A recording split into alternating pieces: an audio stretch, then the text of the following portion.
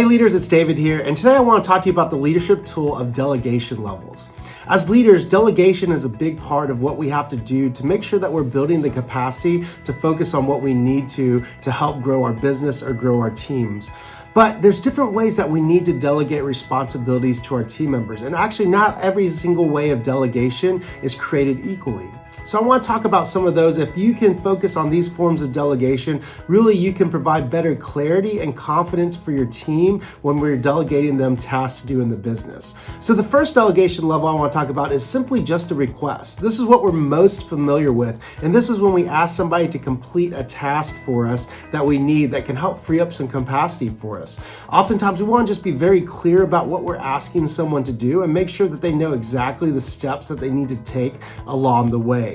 But sometimes there's another delegation level that we need to focus on, and that's what I would say is more research. This is a time where maybe we need to make a decision in the business, but we need someone to do research. Maybe we need them to talk to other team members to get their opinions. Maybe we need them to look up some different information that would help us make a better decision. And so we delegate that to someone and say, hey, can you go find out this information, talk to team members, gather this information so we can make a better business decision.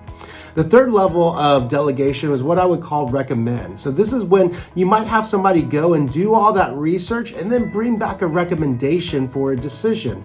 They're not necessarily the one that has to make the decision, but they're bringing back their recommendation of what they think that you should do as a leader based off of the information that they've gone and found and research. The next level of delegation that we say after that is what we would call reporting. And so at this level, what we're doing is we're telling somebody to go collect all the research, get a recommendation, and actually make a decision on that recommendation and report back to the leader what you are doing and the progress of that decision and how it's going. Oftentimes during that report back period, there's a good chance to share some feedback of, hey, maybe here's some ways that we can adjust or do that differently that might help out. But again, at this point, we're giving more of that decision making onto the team or the leader that we're delegating those responsibilities to, and we're asking them just to report back to you as a leader of what they're doing.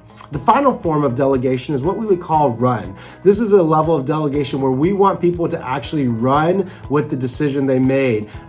So they're going to go, they'll do the research, they're going to do a recommendation, and they're going to make a decision, and they're going to run with it. Oftentimes as leaders, we don't even need an update on what they're doing because we trust them and we've given them the responsibility and the ownership to make those decisions, also to own the results, whether they're positive or if there's failure in there, to own the failure and to improve from it.